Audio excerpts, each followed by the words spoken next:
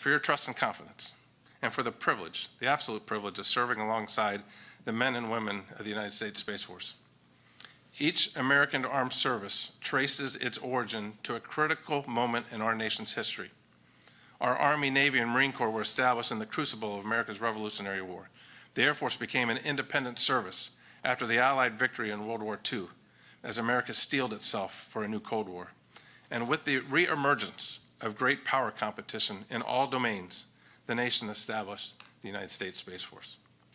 While each service's culture and mission are distinct, what is common between us is the warfighting spirit and commitment to victory embraced by America's treasure, its all-volunteer force. The members of the Space Force are no different. We come to work every day focused on the great responsibility we've been given to custom build this force to compete, deter, and to win. That requires the boldness of Colonels Casey Beard and Christopher Ningle, who led a team that built the first Space Force doctrine, the first independent space power doctrine. It requires the agility and innovation demonstrated by Senior Airman Bailey Bork, who wrote a new piece of software at Vandenberg Air Force Base and embedded that software on the ops floor, improving our ability to have space domain awareness.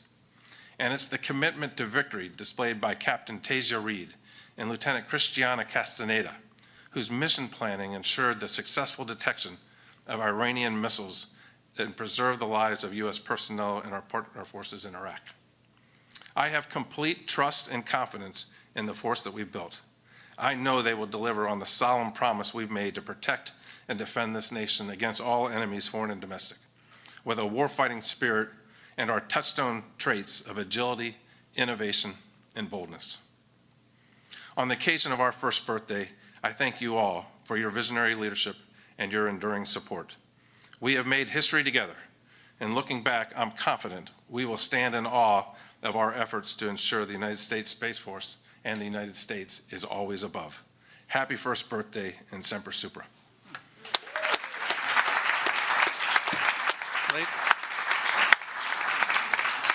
Ladies and gentlemen, it is my distinct honor to introduce our Secretary of the Air Force, Barbara Barrett. You know, this has been a pretty easy job when you have a Secretary of the Air Force that cares so much about what you do and has made the #1 priority of the Department of the Air Force the establishment of the Space Force. Ma'am, thank you for your passion and for your leadership.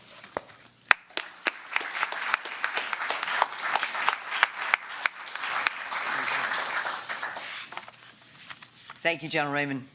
What a pleasure it is to be a part of a team headed by the leadership of General J. Raymond.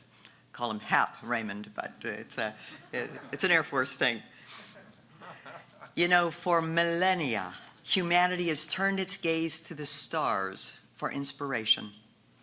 Today, we celebrate the nation's newest service, dedicated to protecting free and open access to the ultimate high ground for all benevolent actors.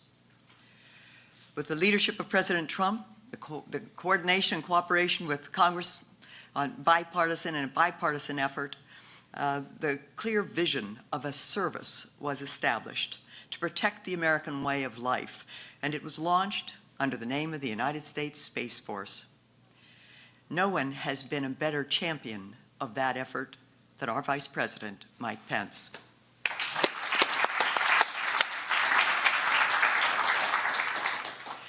You know, all but 2 of the United States military services were established when George Washington was president.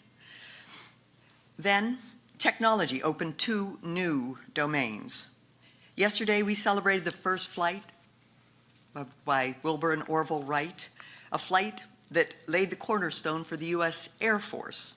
And today, we celebrate the protection of space assets by the new U.S. Space Force.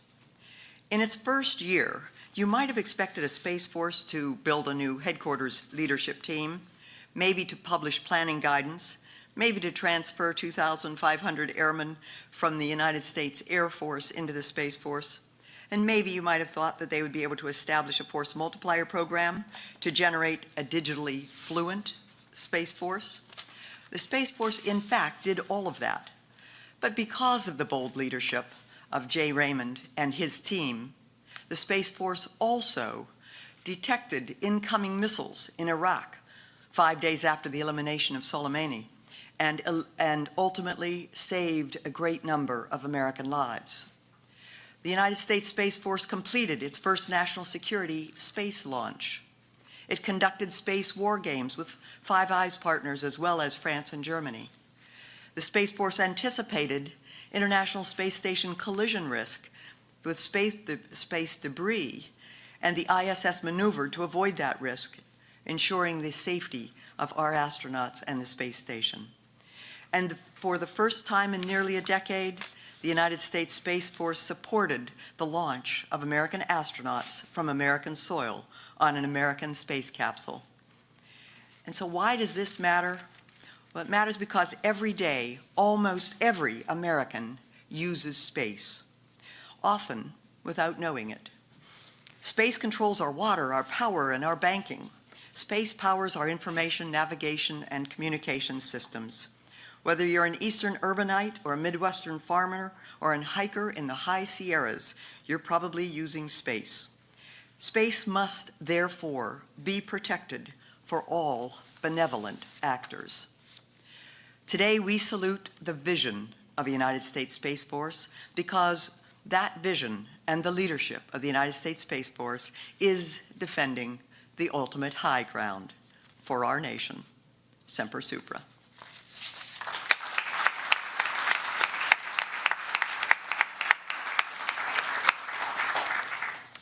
And now, let me introduce and invite you to welcome the Secretary, the Acting Secretary of Defense, Chris Miller, who draws on myriad experiences both in counterterrorism and in special operations to offer unique insights into the space domain. Ladies and gentlemen, Secretary Miller. Great job.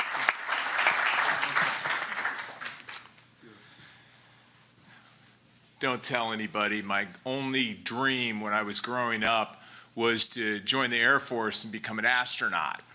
And clearly my parents cursed me with bad genes, and I had to get these things disqualifying me. But today, I had to end up going into the Army and being a ground pounder. But today, you'll notice, I'm wearing my Air Force socks. Do not tell anyone in the Army. They'll think I'm a heretic. I hope there's not an ethics violation here, but I'm ready for some Space Force socks whenever they come out. We'll make sure they get routed.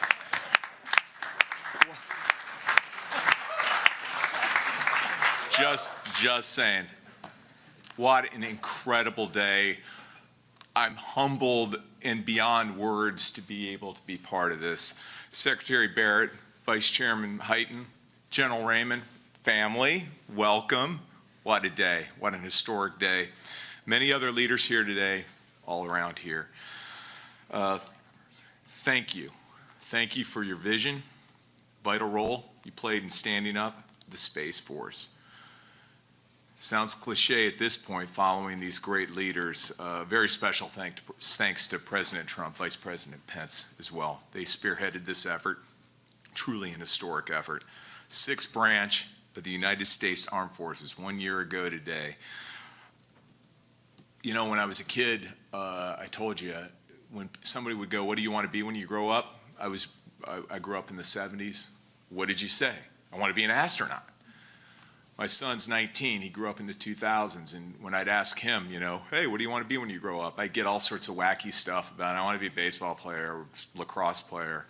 You know, it broke my heart, you know, because that's where our country had come to with our space, in the space domain.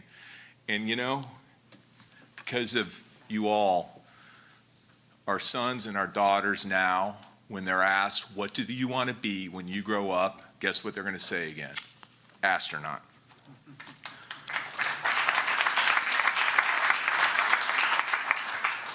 This administration's bold decision to create the first new service in over 70 years, I love that.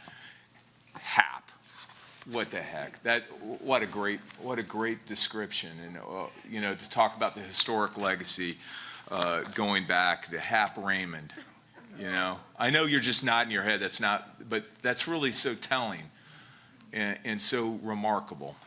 And first, service in 70 years, it really marked an important step forward in deterring the threats posed by our strategic competitors, ones that extend beyond traditional warfighting domains. It was necessary to step in this area.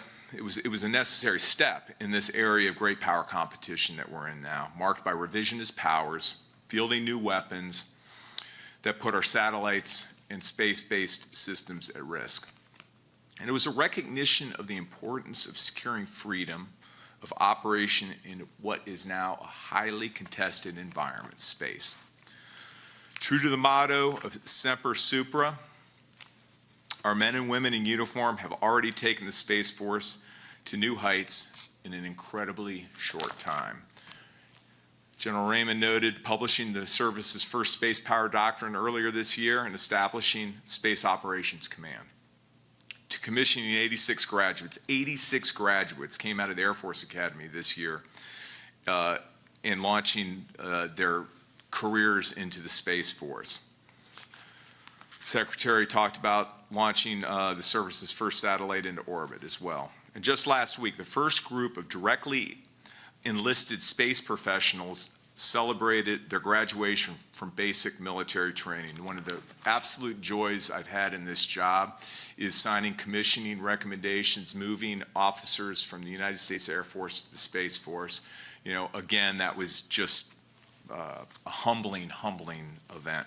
As our strategic competitors weaponize the space domain through the development of anti-satellite missiles, directed energy weapons, and other counter-space technologies, our personnel will lead the way in preserving freedom of use, commerce, and navigation into and through space for all.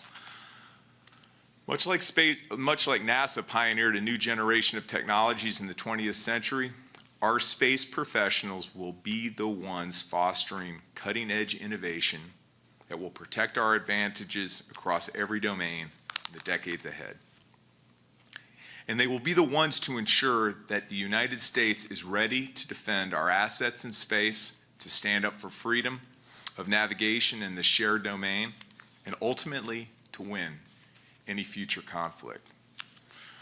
The great strides made by the Space Force have been made possible thanks to the bipartisan support of Congress, the hard work of our service members that was highlighted earlier, civilians, and let's not forget it, our contracted workforce, which is truly one of our competitive advantages, and the leadership of General Raymond, both as commander of U.S. Space Command and as the first chief of space operations. Kind of a great title, just saying. Additionally, we are incredibly grateful to the Vice President for his leadership of the National Space Council. That's game changing. Getting that thing going again, Vice President, and your leadership of that was transformative. And none of this would have happened without you just leaning in on this and just pushing so hard.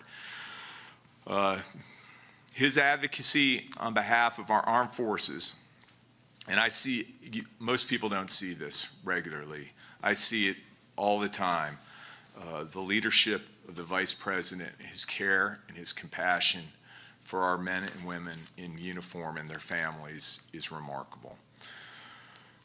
Your advocacy on behalf of our armed forces and a new generation of space professionals continues to make us stronger, safer, and more secure as we maintain American superiority in the ultimate high ground.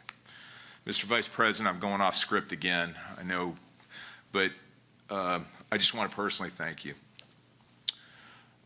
We've been through some stuff. We've gone through some of the most complex military operations this country's ever conducted, and your steady hand and your leadership during those was a great source of strength for me. Thank you for your leadership. Thank you for your character. Thank you for your selfless service. Thank you for commitment. Thank you for being a mentor to me, Mr. Vice President. And with that, the floor is yours, sir.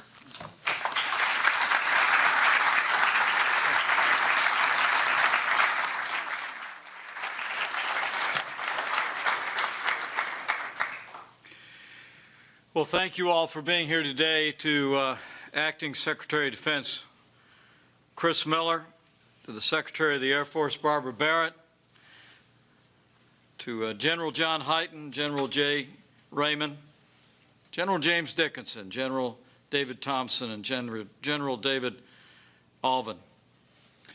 On behalf of the First Family, welcome to the White House, and welcome to the first anniversary of that branch of our armed forces that will ensure for generations that America remains as dominant in space as we are on land and sea and air. Welcome to the first anniversary of the United States Space Force.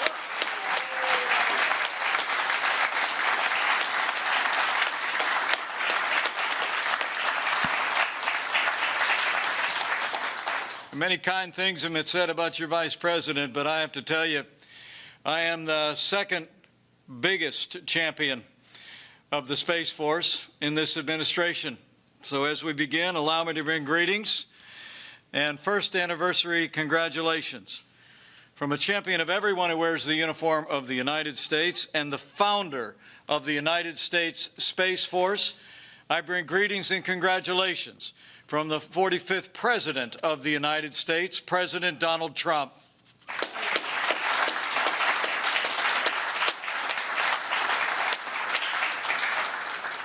We just left the Oval Office with the President, and from the very first moment that he conceived of the idea of creating a new branch of our armed forces dedicated to our security in space, he has been an enthusiast, and I can testify, as the Acting Secretary and the Secretary of the Air Force can attest, that enthusiasm has only grown in the last year, and he's proud of each and every one of you, as I am.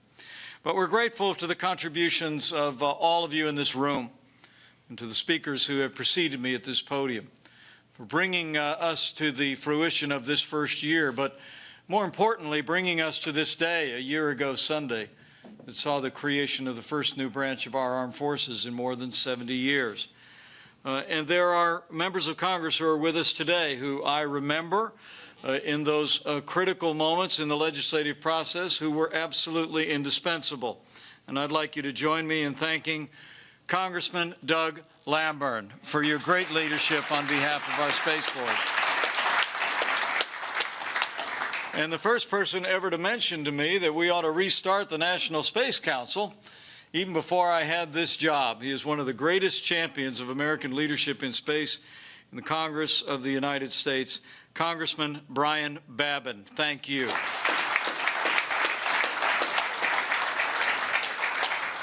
And I want to give particular note to a member of the United States Senate who, in the late going, was there fighting to ensure that we would establish a new branch of our armed forces that would have a foundation of independence to be able to grow for generations and serve the security of our nation.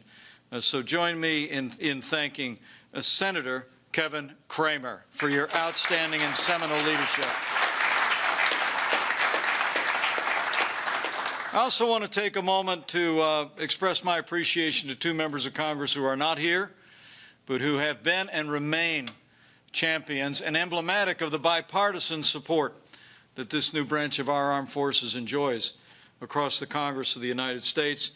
Join me in thanking Congressman Adam Smith, the chairman of the House Armed Services Committee, and the incoming ranking member of the House Armed Services Committee, Congressman Mike Rogers, two leaders who have championed the United States Space Force.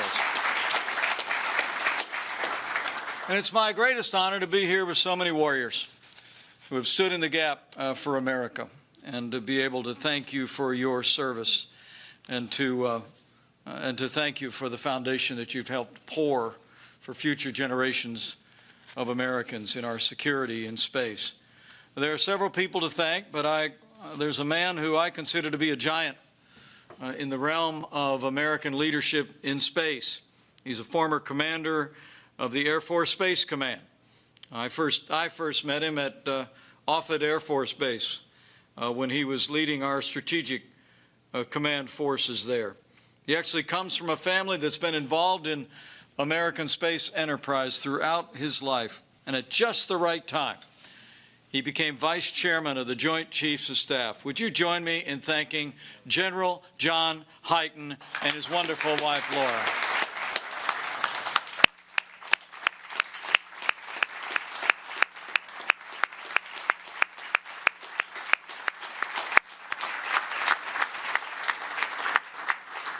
I know the President knows is what I know is we wouldn't be here without you, General. So thank you so very much for your strong leadership. But to all the members of our armed forces with us here today, thank you for your service to our great nation. And thank you for your enthusiastic participation in this first year of the launch of the United States Space Force. You know, yesterday marked the birthday of flight. History records that it was 117 years ago that two sons of a heartland preacher, one of whom was born in Indiana,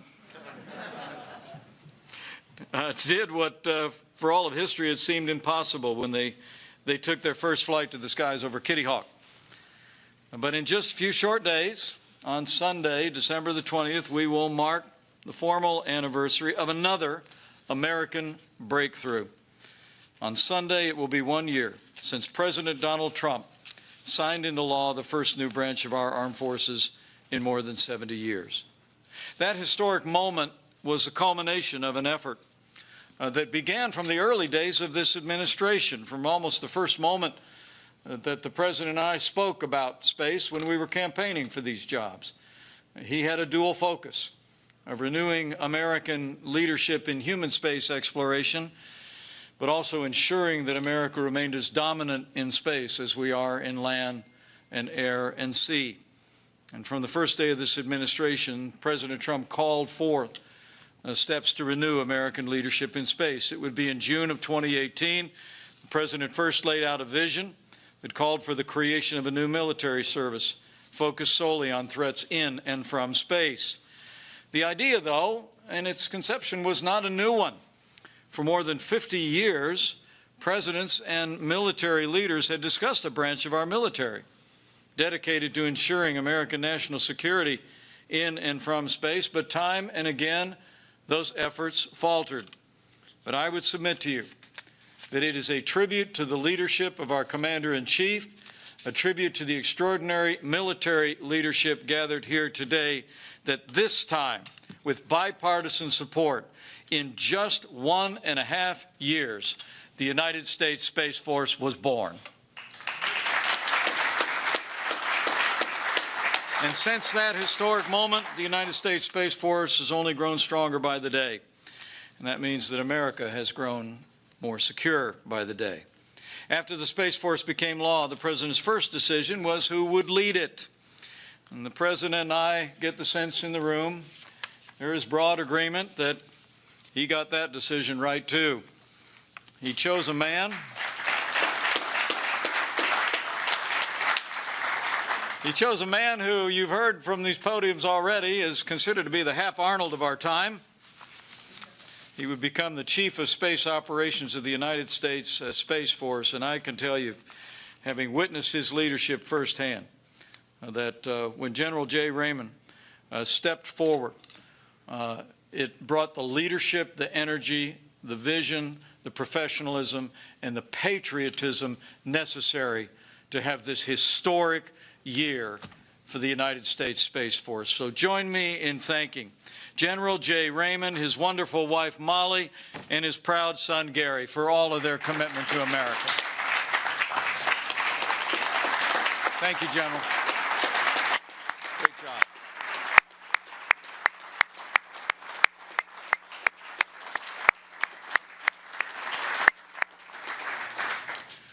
It's amazing to think that this spring, General Raymond actually welcomed the first enlisted member to the Space Force. So how about a round of applause for Chief Master Sergeant Roger Tauberman. You can stand up. Come on, stand up. Thank you. Thank you, Chief. In April, those two men were literally the entire United States Space Force. But in just 8 months, we already have more than 2,000 military members, space professionals, in the United States Space Force. And I'm told that an additional 3,600 officers and enlisted airmen have already started to fill out the paperwork to transfer into the Space Force. In fact, General Raymond tells us that we anticipate on our current trajectory the Space Force will have nearly 6,000 space professionals serving all across the globe in just a short period of time. In fact, today the Space Force got its newest and perhaps most famous member, a man who is actually in space right now at the International Space Station. General Raymond took care of the paperwork, and I think it might actually be the first in-orbit transfer in military history. Colonel Michael Hopkins, NASA astronaut and member of the United States Space Force. Great man. You know, heroes like him and like all of you are going to inspire generations of Americans. In fact, Secretary Barbara Barrett and I witnessed some of those young Americans stepping forward in Colorado Springs, where we both had the opportunity to address the 62nd graduation of the United States Air Force Academy. When I was there, they told me in a typical year, about 20 cadets choose to go into space operations. This year, I was there when 86 cadets stood up and took the oath as officers in the United States Space Force.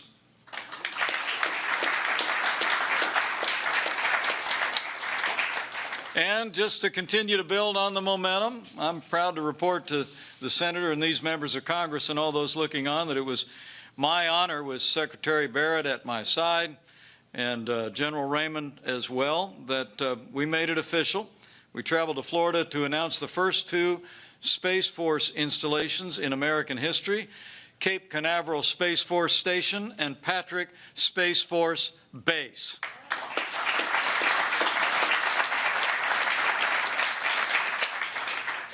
And the Space Force is growing stronger every day, and just in the nick of time. I think every one of the military leaders here knows that space is a vacuum, but we're not operating in a vacuum. The space race began in the 1950s, and it continues today. And in President Donald Trump, we have a commander-in-chief who's understood clearly that space is a warfighting domain. And it's imperative that we invest the resources and the personnel and the technology to defend our nation and defend our values in the outer reaches of space. In fact, the United States, as you've heard already, faces emerging threats in space from countries like China and Russia, and those threats are only growing. We were reminded of that just this week when Russia conducted yet another anti-satellite missile launch. We're leading in space, but our determination under this president and with his extraordinary military leadership is to stay in the lead to defend America and defend our freedom from space.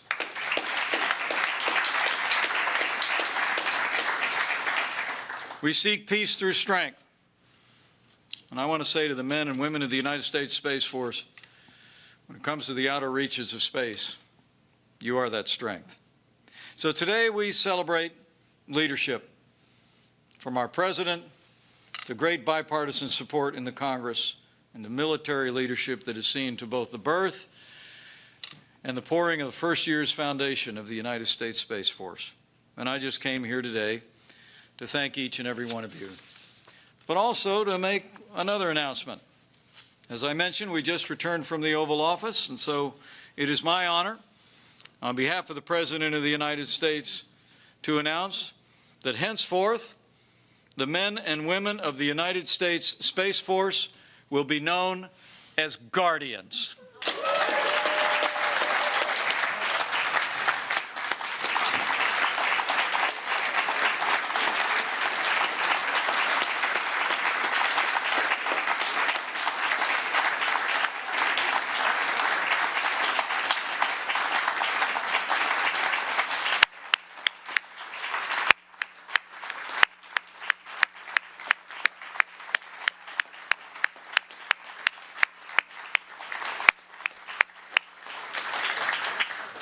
Soldiers, sailors, airmen, Marines, and Guardians will be defending our nation for generations to come.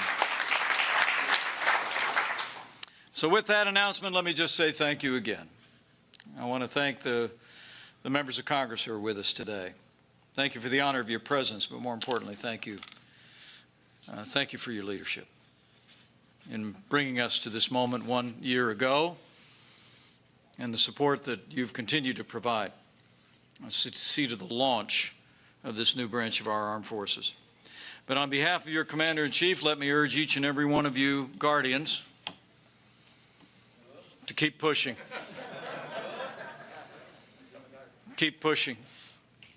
Keep pushing the vision and the mission of the United States Space Force, which is to ensure that America remains as dominant in space and from space as we are on land and sea and air. And to each one of you Guardians, let me just say, each and every day from this day forward, I want to assure you that you will serve with the confidence of your Commander-in-Chief. You will serve with the confidence and gratitude of the American people. And I'm also convinced that those of you that will serve in the United States Space Force in this generation and generations to come will also go with the prayers of millions of Americans who will claim that ancient verse that promises that if you rise on the wings of the dawn, if you settle on the far side of the sea, even if you go up to the heavens, that there his hand will guide you and his right hand will hold you fast. That then will be our prayer for our guardians in this generation and for generations to come. So happy birthday to the United States Space Force. God bless our guardians. God bless all the members of our armed forces. And God bless America. Semper Super.